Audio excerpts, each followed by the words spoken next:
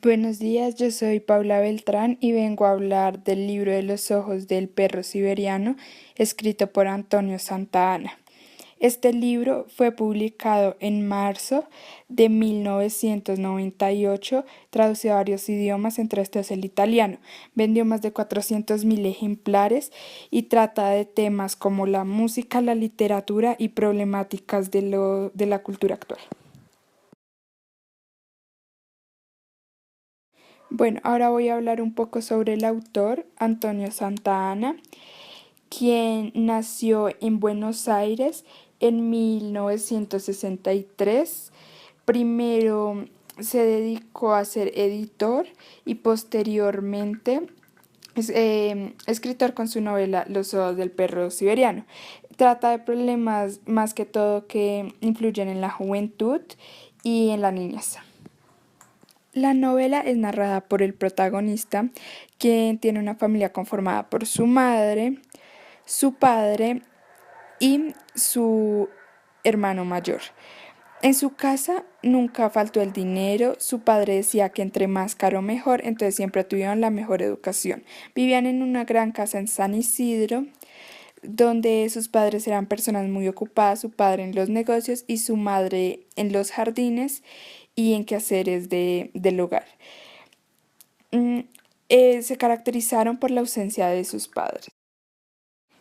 El momento que marcó la vida del protagonista fue cuando su hermano Ezequiel, que tenía en ese entonces 18 años, dejó la casa.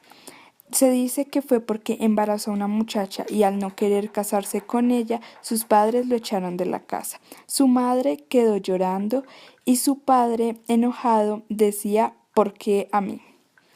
Su hermanito, confundido ante la situación, no sabía qué hacer, ya que Ezequiel era el único que lo podía hacer dormir.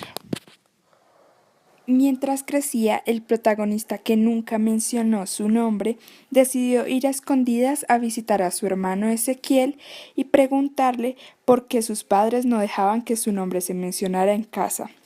Cuando llegó, un gran perro siberiano lo saludó alegremente. Ezequiel le respondió: tengo sida, de una forma tan grosera que dejó muy sorprendido al protagonista y prometió que jamás volvería a visitar a su hermano.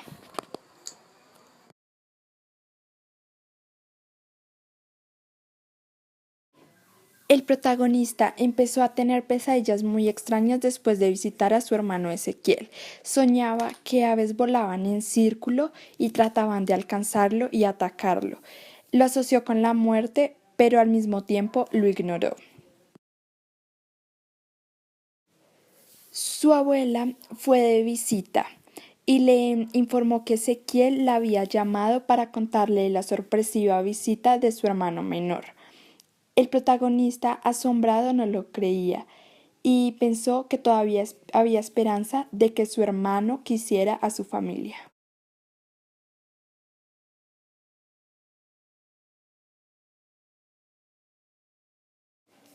Confundido y buscando respuestas, se acercó a donde su madre, quien estaba en el jardín.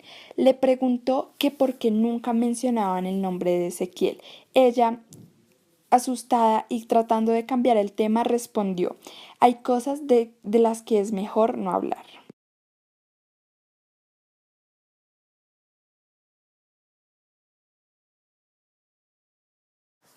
El protagonista no vio a Ezequiel por mucho tiempo.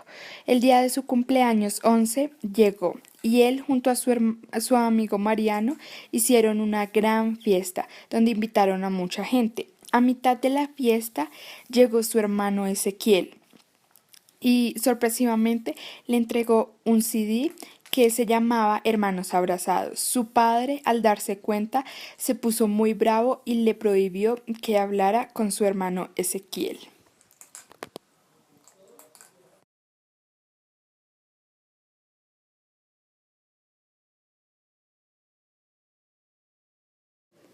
Ezequiel, al darse cuenta que a su hermano menor le gustaba el fútbol, decidió llevarlo a ver un partido. Le preguntó a su padre y después de muchas críticas, finalmente accedió. Se fueron en bus y terminó siendo uno de los mejores días para el hermanito de Ezequiel. Esto al mismo tiempo fue afianzando la relación de los hermanos muchísimo más. Después de mucho tiempo de haber callado, el protagonista decidió contarle a su mejor amigo de toda la vida, Mariano, que su hermano Ezequiel tenía SIDA. Mariano, como muchas personas, lo criticó y le dijo que se iba a contagiar. Desde ese día, Mariano nunca volvió a la casa del protagonista y cortó cualquier relación con él.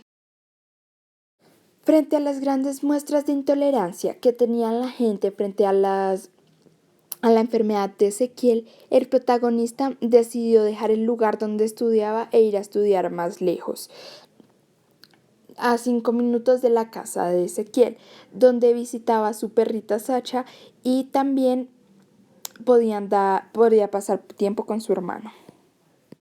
El momento que temía el protagonista llegó. Su hermano tuvo una recaída. Mientras que estaba en el hospital, le contaba que todas las personas lo discriminaban, que hasta lo habían despedido de su trabajo, que lo único que tenía en ese momento era a su perro. El protagonista empezó a pasar más tiempo con su hermano, donde descubrió que le gustaba mucho la literatura y la música, en especial tocar el violín, y que antes de morir quería tocar el número 1 de Bach.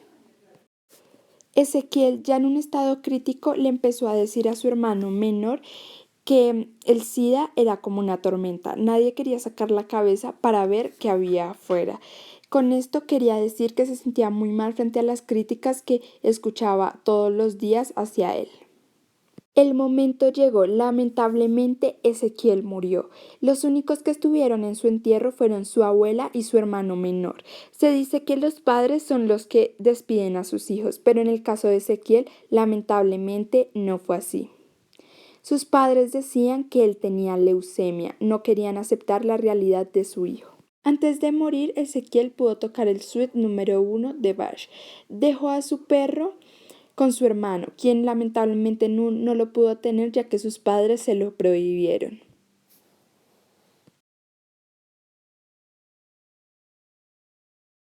Hablar un poco de Ezequiel. Sabemos que fue muy criticado por su enfermedad, hasta sus padres no lo querían aceptar. El único que estuvo con él hasta el final fue su hermano y su abuela, quienes no lo abandonaron a pesar de las adversidades. Él al principio no quería aceptar su enfermedad, pero luego se dio cuenta de que la vida solo es una y que tenía que seguir adelante a pesar de todos los problemas y las críticas.